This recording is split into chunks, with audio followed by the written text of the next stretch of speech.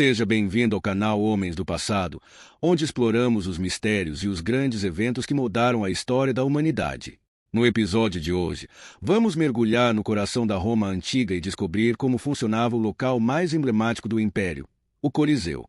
Mais do que um palco para lutas de gladiadores, o Coliseu era um verdadeiro complexo de entretenimento, repleto de curiosidades e detalhes fascinantes que mostram a grandiosidade da Roma antiga. Vamos juntos entender como tudo funcionava por trás das arquibancadas.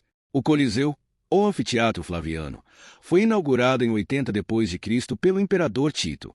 Com capacidade para cerca de 50 ou 80 mil espectadores, ele não era apenas um lugar de entretenimento, mas um símbolo do poder e da engenharia romana. Construído com pedra, mármore e concreto, a grandiosidade do Coliseu refletia a força e a organização do Império Romano.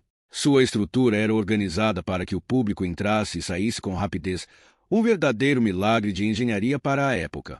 Com 80 entradas, o Coliseu permitia que multidões enormes pudessem ocupar seus assentos em questão de minutos. E isso era essencial, já que a programação dos eventos poderia durar o dia inteiro. Uma das curiosidades mais interessantes do Coliseu era como o público era organizado. Os lugares no Coliseu refletiam a estratificação social romana. Quanto mais alto o status da pessoa, mais próximo da arena ela se sentava. Os senadores e a elite romana ocupavam as primeiras fileiras, em assentos de mármore especialmente reservados para eles. Mais acima, estavam os cavaleiros e mercadores, que ainda tinham uma boa visão do espetáculo. E, por último, os plebeus e escravos ficavam nas partes superiores, distantes da ação, mas ainda assim, participando do evento. Ao chegar para assistir aos jogos, cada cidadão recebia um tessera, uma pequena peça de cerâmica que funcionava como ingresso. Ela indicava a entrada e o assento de cada espectador, organizando o fluxo de pessoas e garantindo que todos pudessem assistir ao espetáculo de acordo com seu status social. Os eventos no Coliseu começavam cedo e podiam durar o dia inteiro. Tudo começava com as venationes, que eram caçadas de animais selvagens.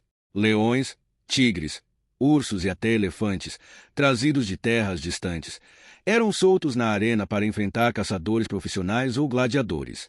Essas caçadas, além de demonstrar o poder de Roma sobre a natureza, fascinavam o público pela sua selvageria. Após as caçadas, o meio-dia era marcado por execuções públicas. Prisioneiros de guerra, escravos e criminosos eram condenados a mortes violentas, muitas vezes reencenando mitos e lendas romanas.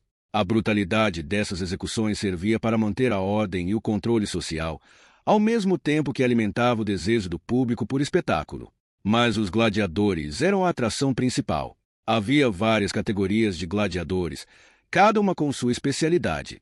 Os murmilos, por exemplo, usavam escudos grandes e espadas curtas, enquanto os retiari lutavam com uma rede e um tridente. Cada gladiador era treinado em escolas específicas, chamadas ludi, onde eles se preparavam para as batalhas mortais na arena. Apesar da vida brutal, os gladiadores podiam se tornar heróis populares. Alguns eram escravos ou prisioneiros de guerra, mas outros eram homens livres que se ofereciam para lutar em troca de fama e dinheiro. Vencer uma luta poderia garantir prêmios valiosos. Em alguns casos, a liberdade. Antes do início de cada luta, os gladiadores saíam em desfile pela arena e faziam a famosa saudação ao imperador.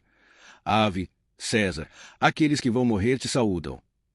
Esse momento carregava uma enorme carga de tensão, pois muitos sabiam que provavelmente não sairiam vivos da arena. As lutas eram brutais, mas extremamente organizadas.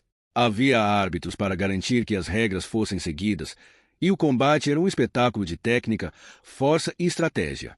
Quando um gladiador caía, o público, e muitas vezes o próprio imperador, decidia o destino do derrotado com o famoso gesto do polegar. Um polegar erguido poderia significar misericórdia, o polegar abaixado, a morte.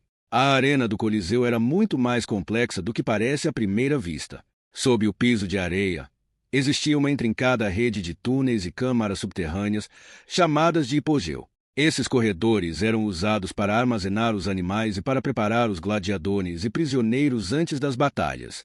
Havia também elevadores manuais que traziam animais e cenários diretamente para a arena, tornando o espetáculo ainda mais impressionante. O piso da arena era coberto com areia, o que facilitava a absorção do sangue e outros fluidos durante as lutas. A própria palavra arena vem do latim arena, que significa areia. Ao final do dia, a arena estava manchada de sangue. Os corpos dos gladiadores derrotados e dos animais mortos eram removidos rapidamente para preparar a arena para os eventos seguintes. Para os gladiadores sobreviventes, a recompensa poderia ser grande: prêmios em dinheiro, honrarias e, em alguns casos, a tão almejada liberdade. Com o passar dos séculos, o Coliseu tornou-se um símbolo icônico de Roma. Os jogos continuaram até o século V, quando o declínio do Império Romano e a crescente influência do cristianismo colocaram fim aos espetáculos violentos. Hoje, o Coliseu é uma das maravilhas do mundo antigo, e sua estrutura impressionante continua a atrair milhões de visitantes todos os anos. Se você gostou de conhecer mais sobre os bastidores do Coliseu e as curiosidades sobre os espetáculos romanos, não se esqueça de curtir e se inscrever no canal Homens do Passado. Nos vemos no próximo vídeo,